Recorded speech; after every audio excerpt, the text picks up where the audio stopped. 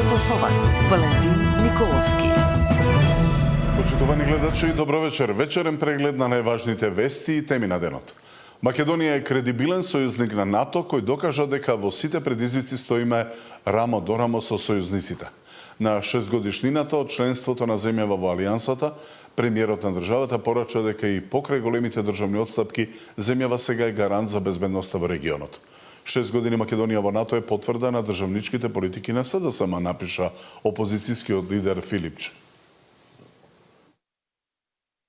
И ценам дека сме по-безбедни, по-стабилни и точно е, да, вие самите кажавте дека за жал плативме голема цена, како ниту една држава, како ниту една нација, и за жал се уште се бара од нас да се плаќа цена кога треба да се интегрираме во меѓународни организации, но факт е дека сме можеби малубројни, но сме исклучително значени, поготово за овој дел од Европа па ЕЦ. Владата не прави доволно за да спречи спиралата на раст на цените. Првиот човек на СДСМ на брифинг со новинарите информира дека животот е поскап за 2500 денари откако почна кризата поради случувањата на Блискиот Исток. Филипче побара власта да ги прифати нивните предлог-мерки. Владата се уште не знае што граѓаните ќе може да очекуваат од регулаторна, која в понеделник треба да донесе одлука за нови цени на дериватите. Во зависност од тоа, премиерот наговести кои би можеле да бидат следните владини мерки доколку продолжи растот на цените на суровата нафта на светските берзи. Со овие цени и премиерот и владата мора да знаат, очигледно немаат контакт со реалноста, одлепени се од реалноста, луѓето не може да преживеат. Недоволни се мерките кои што ги предложија за намалувањето на ДДВ-то на горивата. И затоа, откога одбија да се зголеми минималната плата на 600 евра, која сега во овие нови услови и таа е веќе недоволна, мора да се прифатат нашите мерки. Се разбира дека следна мерка после овие 2 недели, доколку продолжи растот на берзите, ќе биде намалување на акцизите и нормално намалување на маржата, односно цената на складиштење, транспортните трошоци и така натаму. Така да тоа би била веќе следна.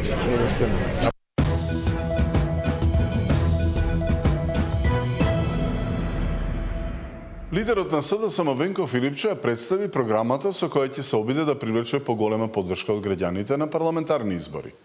Програмата опфаќа над 100 мерки во повеќе од 20 области. Премиерот Христијан Мицкоски изјави дека не е загрижен од активностите и критиките на опозицијата. Прв дом без данок, целосно се укинува данокот на промен до сите до 35 години кои купуваат својот прв дом. Понатаму, кров над глава со 1%, го намалуваме данокот на честниот труд, а ги оденачуваме и вишокот и луксозот. Сакаме даночен систем кој не го краде работникот, туку го поттикнува производството и му помага на секој регион да се развива подеднакво. Укинуваме персонален данок за сите до 30 години, ако отвориш своја фирма, плаќаш 0% данок. Платите горе, понатаму пензии што растат, стоп за профитерите, наставникот е елитата. Наставничката плата станува највисока во јавниот сектор, со законска обврска секојаш да биде 20% над просечната менаџерска плата во државата. Граѓаните гледаат како предметите за висока корупција скапуваат во фиоките низ правосудните органи, криминалци шетаат слободно и тоа е најгорливиот проблем. Оперативен фронт со европското обвинителство. Предвремено затворање на фундаментите, смарт протоколи во администрацијата, алгоритамска проверка на тековите на капитал. Сега, ако слушате вие СДСМ и господин Венко Филипче, тогаш е тоа логично да он има пресконференција и да конструира, да клевети, да не ја говори вистината, бидејќи неговиот PR тим предводен од еден поранешен советник на поранешен премиер од редовите на СДСМ и роднина на еден регионален висок политичар, кој што со себе има донесено PR стратези, така одлучиле тие да го советуваат СДСМ дека тоа е начинот како треба да водат политика. А министерот за здравство не открива кои доктори во јавното здравство заработувале и над 10.000 евра месечно со разни злоупотреби. Тој не исклучува и кривична одговорност за злоупотребите. Кои доктори заработувале над 600.000 денари месечно во државното здравство? Министерот има информации за лекарите и клиниките каде се злоупотребувале дежурства и дополнителна дејност, но не ги открива нивните имиња, бидејќи се уште правеле анализи кои требало да бидат готови за 2 недели. По вчерашната изјава на премиерот дека здравствени работници месечно заработувале над 10.000 евра, бидејќи пријавувале дека биле на работа 24 часа, 31 ден и во месеци кои имале по 30 дена. Денеска пак Азир Алиу рече дека има и такви на кои месечната плата им била и по 12.000 евра. Дел од нив покрај дежурствата до оваа сума стигнувале со двојно повеќе работа во дополнителна дејност и оперирање попладне за кои пациентите плаќаат приватно, наместо законски дозволените 20%. Тој не исклучува и кривична одговорност за злоупотребите. Сепак дозволете административно да го завршиме процесот. Како што ви кажав, ние веќе имаме информации, врз основа на тие информации ние секојдневно се апдейтираме и ние како Министерство и владата веќе ги знаеме институциите со име и презиме на институција, која институција како делува. Дозволете тоа да не биде на пресконференција, туку институционално да го решиме, бидејќи тука повлекува и други административни и законски процедури кои што не би смел јас како министер денеска да ги кажам на пресконференција, бидејќи ќе загрозам процес кој што не треба да се загрози. Идејата не е да направиме спектакол од здравството, идејата е да го спречиме тоа што во моментот го има во здравствениот систем. Здравствените власти чекаат информации од приватните болници. Да видиме таму колку нашите вработени во државните здравствени институции трошат време, и е процес кој што мора да се компарира, е процес кој што трае и мора да биде искрен, процес кој што има препреки во процесот, бидејќи со тешки маки и енергија доаѓаме до податоци.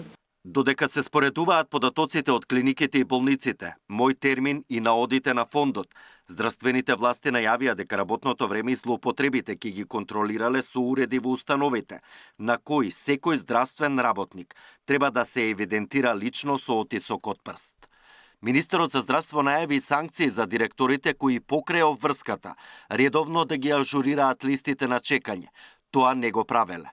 Со законски измени ќе се забрани работа во приватни болници, ако во матичната установа има голем број на пациенти кои чекаат ред за операција.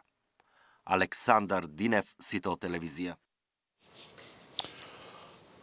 Савевски без коментар на изјавите на премиерот. За гласините за чување предмети во фиоки, новиот државен јавен обвинител вели дека е на функцијата само неколку дена и не им ги отворил фиоките на обвинителите.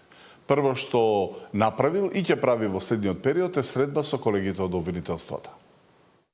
Новиот државен јавен обвинител Ненад Савевски нема да ги коментира изјавите на премиерот, кој го повика како приоритет да најде одговор како Катица Јанева од затвор ги вратила во судска пракса предметите од СЈО, но и како им се судело на луѓе за тероризам врз основа на изнудени сведоштва. Значи нема да коментирам ничии изјави. Работата на јавното обвинителство, вклучително на секој јавен обвинител, а и државниот јавен обвинител, надлежностите и обврските кои што ги исполнуваат јавните обвинители произлегуваат од законските регулативи и тука би била мојата изјава поглед. Што ќе направи за гласините дека предмети се чуваат во обвинителските фиоки, Савевски вели дека само неколку дена е на функцијата и не им ги отворил фиоките на обвинителите. Прво што направил и ќе прави во следниот период е средби со колегите од обвинителствата. Очекувате да ги отварам фиоките на јавните обвинители? Прво нешто што направив беше средба со јавните обвинители во државното јавно обвинителство, односно во план ми е да направам средби со сите јавни обвинители, односно по подрачена од вишите јавни обвинителства, кои што се 4, па потоа и со основните. Дајте ми малце време, сепак се неколку денови, вклучително еве приоритете и учеството на седниците. Савевски беше одбран за републички јавен обвинител минатата недела. Владата го предложи, а пратениците со 66 гласа го одбра за да раководи со државното јавно обвинителство. Иако е на предлог на владата, премиерот кажа дека лично не го познава, но имал одлична биографија и искуство. Опозицијската СДСМ пак се плаши дека тој нема да делува независно и ќе одлучува по диктат на владата. Савевски има став дека државниот јавен обвинител не е политичка фигура. Тамара Дичевска, Сител телевизија. Следното издание на вестите во 23 часот, дотогаш останете со програмата на Сител. Пријатно.